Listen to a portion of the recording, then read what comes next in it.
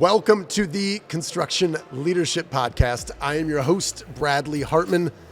We are here live at Lowe's Live.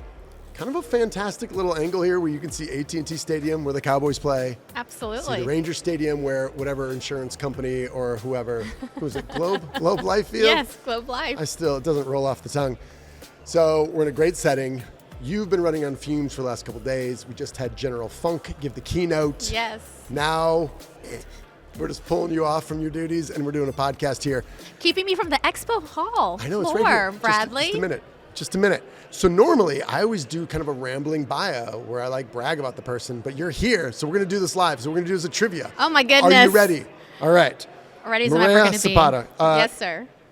Do you know you attended the University of Texas at Austin? Do you remember Hook 'em what horns. you majored in? Journalism. That's correct. Okay. You did. You did an internship with whom and why? Well, I interned for a statewide political campaign, Yes. and it was to get out of serving coffee. All right, I have to ask a follow-up. This is supposed to be brief up here, but serving coffee? Yes. Like as a barista? Or No, not Oh. that glamorous. Okay. The UT College of Communications would make you do an internship at a local TV station if you were part of their broadcast journalism. There we go. And I was like, I don't want to serve coffee. I want to do All right. something. So was this your first experience in the political arena? Or is it something that you had been thinking about prior to that? It was my real world first experience. Okay. Politics was something that we talked about at our family table at okay. as in more of the news of the day, not with the headline of the politics of the day. Sure. So it was the first time I stepped out of that setting into the world of politics. Okay. All right. You then worked for a global communications firm. Do you know the name of that organization? I do. Edelman Public Relations. All right. What did you learn there? What was the number one takeaway from your time there? That because they were a family-owned business, they were really excellent at what they did. I didn't know there. I just They assume when I are. hear global communications firm, I do not think No. family-run business. Founded by Dan Edelman. I believe they're still privately held, based out of Chicago. That's wild. Okay. All right. And then you worked for the House of Representatives in what state? I got to think about this one, but I think it may have been the great state of Texas. This is the greatest country in the world, Texas. That's right. You spent 8 years there. At least. So we're going to do a kind of a rolling bio.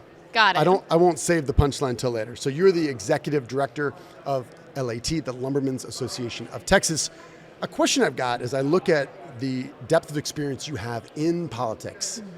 You seem to operate day to day with a sense of enthusiasm and optimism, which to me is a really hard juxtaposition with just what politics has become. How were you able to do that?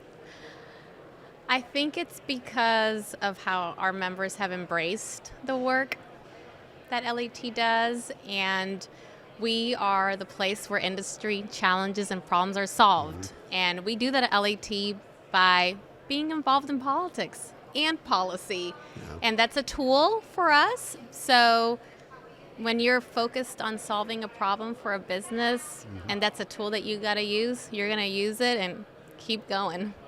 Do you have any advice for folks, whether they are at a dealership or a distributor or manufacturer, and they start looking at the tool that politics can be, Sure. and they just see a general lack of interest? You called on Casey Schroed, who leads Casty Jones. You got him down to Austin. Yes. So stepping away from running our business to really go at the highest level there, what have you seen that works, or maybe the alternative or what definitely doesn't work is you try to get leadership to invest the time to make an impact at that level? Great question. It's an investment. It's not something that you can have one conversation with someone about Right. Yeah. and get them to change their mind about engaging in this work. And Bradley, I get it. If I hadn't been immersed in this work since 1998, Right. I wouldn't be doing it either. I can see why people are turned off by it. I understand why people like us aren't interested in running for office, but that's exactly why it's important for LAT members to engage in the work, and really our industry across the country to engage this work, whether it's in your own state or nationally in Washington, D.C. If you don't have real people telling people that have influence and power how to change things. Not that different than if you're, the guy driving your forklift, or there's a problem with the tires and he doesn't tell the lead in the yard. Is it going to change? It's not. So I don't know. It's hard for me to understand sometimes why we say, oh, we don't like those people, we don't want to talk to them, but they hold the keys to the kingdom in some way. So we got to figure out of what's our comfort level with talking to them. Let's talk to them about what we know about, which is our business. Yep. We're the experts in that, and the political stuff, the stuff we see on TV, the stuff you see when you're scrolling on Instagram, that's noise. Yeah. And you got to turn it off. And well, I've always just trying to think about personally and professionally. I think there's a level of power that you have to think about from a cognitive standpoint. Like, all right, who really has the power in this situation? Sure. And I also think there's somewhere you just intuit.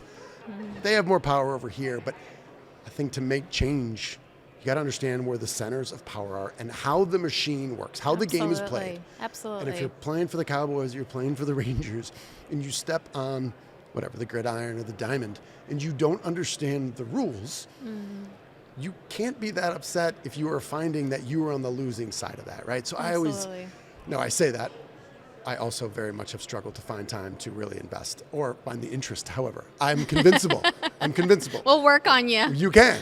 But I just think my guess is once you kind of get your foot in the door, or I heard somebody say the other day, once the camel gets its nose in the tent, I'm sure you're like, okay, all right, no, I can see a path. I understand the rules, and I want to invest more of your time. But I'm gonna add something to this. Please. Because I think there's also different ways to engage in this work that's impactful, right? And you have to listen and have conversations with whether it's retailers, associate members, distributors, manufacturers. You got to listen to them. What are their pain points? How do they want to engage? Maybe they don't want to come to Austin and tell the story of the Texas building materials industry, and that's okay. Yeah. If I got some members that are willing to do that, but maybe they're willing to write a check, Bradley, to our PAC and have influence politically. Or maybe they're willing to have a legislator come to their yard or come to their manufacturing facility and see what we're doing. It really starts with listening, learning who our members are, and then finding a place where they can impact the work that we're doing. And it's okay if it's not the right fit for them. There's plenty of things to be done that we can get them engaged in.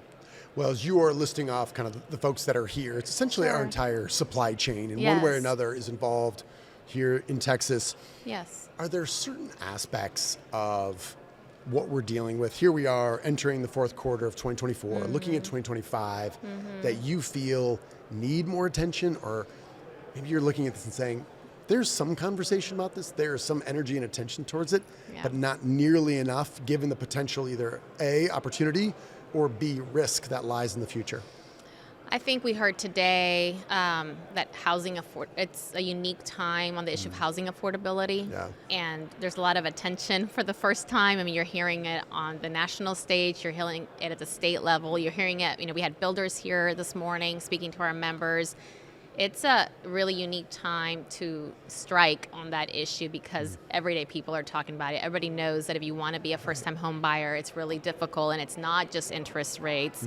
That affordability question is hot right now, and we should strike while the iron's hot. We're not going to solve it, but there is a unique opportunity right now to do something to make it better, and I think we should take it. Do you have any suggestions about what that should be, or? We're going to lean really heavily on that on our partners, the Texas Association of Builders. Okay. We work really closely with them on these issues.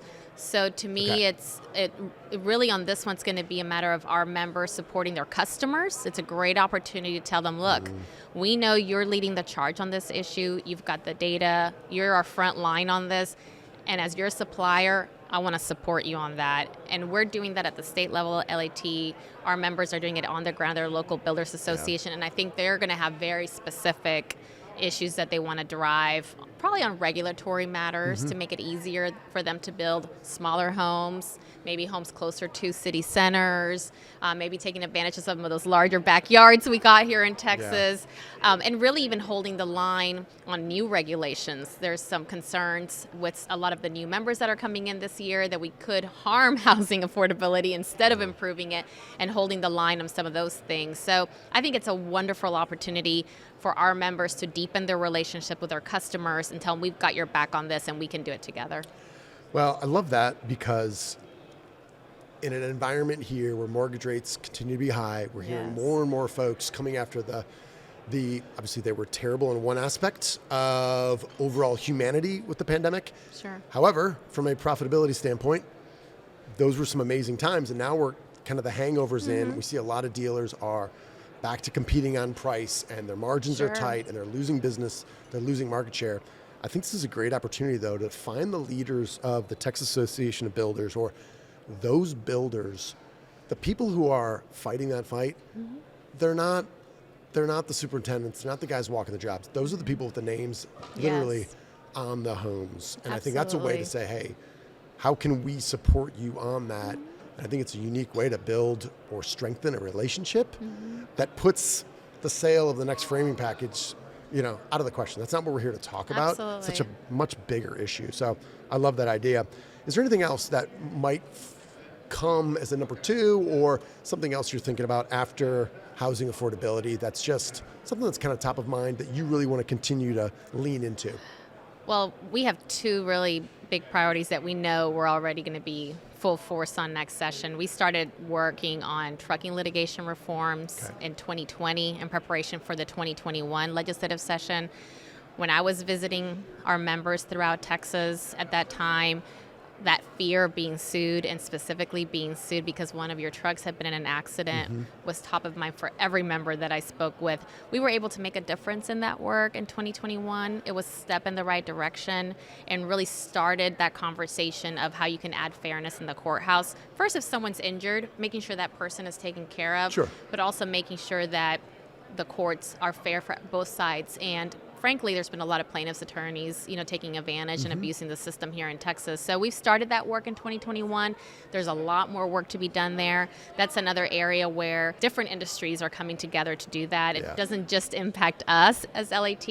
I think we and Chairman Leach, who led the fight on that in the Texas House, was here with us today. And he saw firsthand the value of our members coming to Austin and telling, because there are, unfortunately, Bradley, we have real stories from our members on some very large settlement figures that if we make some adjustments, hopefully we don't see those anymore, and we can see insurance rates coming down, which is helpful to the entire supply chain. So that's a big priority for us. Fairness in the judicial system. And then the issue of organized retail theft. I heard, just sitting in the panel discussion, I heard some of that. Quite frankly, that's not something, as I'm going around the country, I don't hear a whole lot of. I know it exists, but what? We get calls every day, there's a lot of different ways that we're seeing it on the ground. I could mention Mireya, Texas. One of my yards got broken into one night. They came in, those people clearly had a mission of what they wanted from that store. They only took that, and then they broke into 5 other LAT members in that same community. So it's very organized criminal activity. They know what they're coming in for. So that's one way that we're seeing it. We're also seeing a very orchestrated, falsifying orders, impersonating dealer yards, calling distributors, requesting orders at will call, truckloads of material being stolen. Actually, we had one of our members walk out of one of the sessions today because they were at the cusp of figuring out who had stolen some material from them. So it's literally every day we hear from a member who's experienced this kind of theft. It's statewide. The numbers are getting larger and larger. And I think for a lot of our members, it's also a safety issue. Those folks that are coming into yards to deliveries early in the morning, you don't want them coming across a situation like that on the property, on the premises. So it's something we're paying a lot of attention to. We're working with the Department of Public Safety on that and really advocating for some change, and probably change in increasing the criminal penalties and empowering DAs to go after that type of criminal activity. Well, on one side of the coin, it's with e-commerce and mobile payments and it being a little bit harder to sell as much at the margins we're looking for.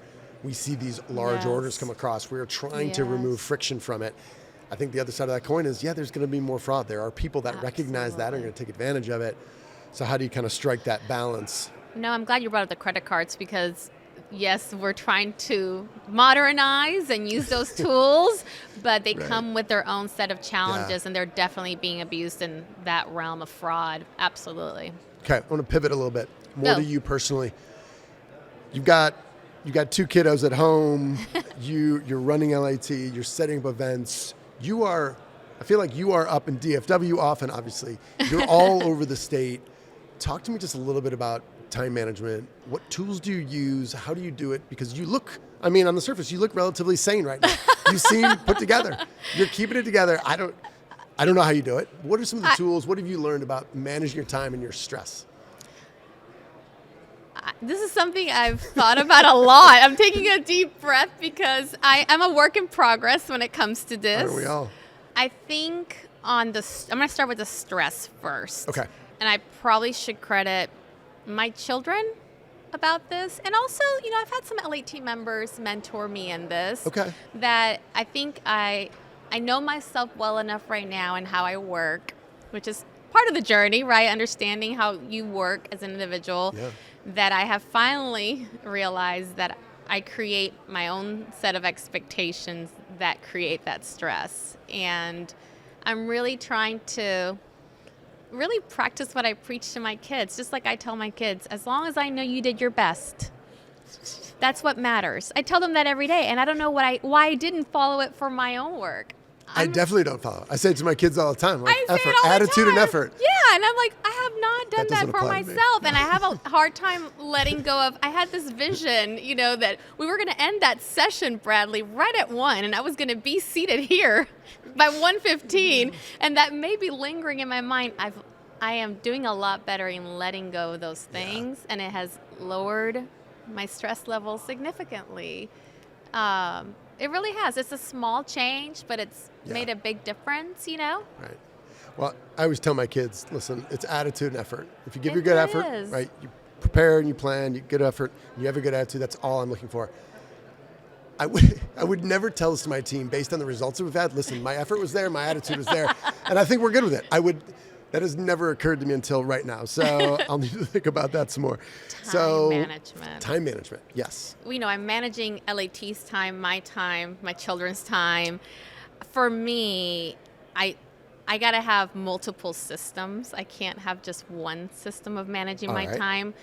I can no longer I used to love just doing paper and pencil. That ain't going to work in today's world, Bradley, right? So I got to have my electronic calendar. All right. I got to have my paper calendar. I got to be very thoughtful about spending Sunday, not just meal planning on Sundays, but looking at my week, my children's week, and really setting aside that time on Sunday to look through all the schedules, get organized. If I don't do that on Sundays, nothing's going to work. And when you've got, the stage of life that I'm in, that you're in, the train, if one thing kind of gets off the track, it's hard to recover. So again, I've learned that I got to have multiple ways to keep myself on track, not just relying on one, and setting aside that time to get ready for the week. If I don't do it, I don't recover. Then I'm just in the grind trying to keep up from that Sunday onward.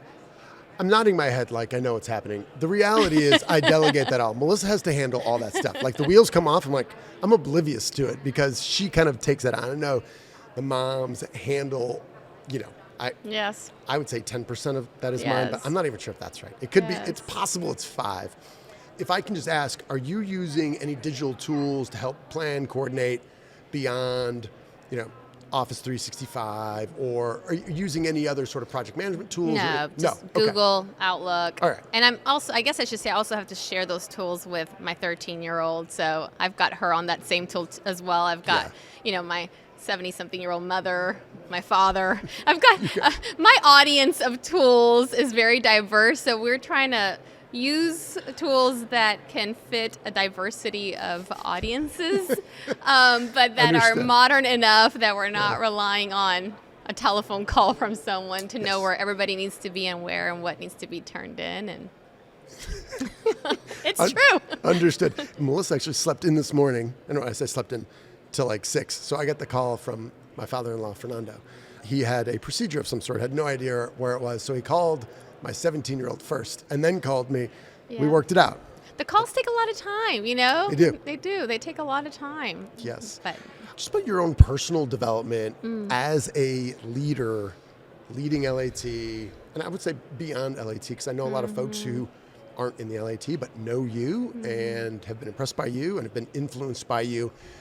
What what do you do, or how do you plan, or where do you invest your time for your own personal development to continue your own growth? Because time is such a precious resource, and I'm very close to my family. So if I'm going to time outside of LAT, if I'm going to take it away from my family, it's going to have to be something that fills my soul and that I feel improves me as a human on this planet. And I've chosen a couple of nonprofits that I'm involved with.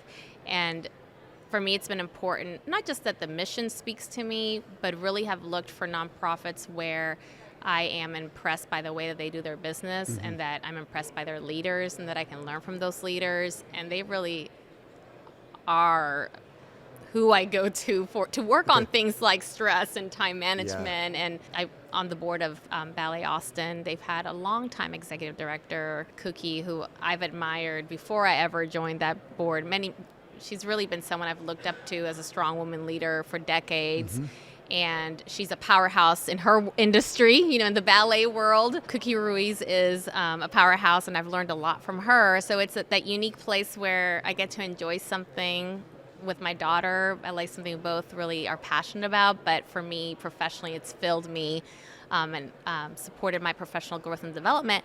And I'm so glad you asked about this because LAT actually opened up an opportunity for me to get involved with an organization called Mobile Loaves and Fishes. They create community and housing for chronically unhoused Texans. And I got to know that organization because our members started raising funds to build some homes there. It was a natural tie-in with LAT to help that community. And as I got to know the leaders of that group, I, of course, was excited about their mission, loved the connectivity to what I do at LAT, but that's been a place where I've already learned a tremendous amount and see a lot of potential to continue to improve as a leader as well. So that's kind of where I need twofers in my life, Bradley, on the time management. I need things that I can get more than just one box checked. Got to have that Venn diagram overlap just a little bit there. Absolutely. You said it was a Mobile Loaves and Fishes. Yes. Okay, is that a national organization? I felt like I've heard about it up here in DFW. They've gotten a lot of national attention because of how creative, unique their approach to homelessness is. Yeah. They really are, or we, I guess now I'm part of the we. Yeah. We become a little bit of an incubator, and other communities across the country are looking at what we're doing at Mobile Loaves and Fishes and seeing it as a potential solution for their housing challenges. So that's probably why you've heard of us. Okay. It's a wonderful organization. Cool. All right. It's 1:59. You successfully answered all the questions about your bio. We talked about some high-level things. We talked about some very personal things. We've checked all the boxes. There's 1 minute left to spare. So, Mireya Zapata, thanks for all you do. Thanks for all your leadership. And thanks for making time for me on the Construction Leadership Podcast here, right in the middle of everything else you've got going on. So thank you. Thank you for being here. You've added to our energy today, and we really appreciate it. All right, so we're going to close out right here. Since we're here together, we're going to end it together. Last final trivia question. Do you know how we close out every single Construction Leadership Podcast with our own leadership mantra? Do you know it? And if you do, can you say it now? I'm going to take a deep breath. You are owed nothing. Deliver value first. Make it a great day. Thank you.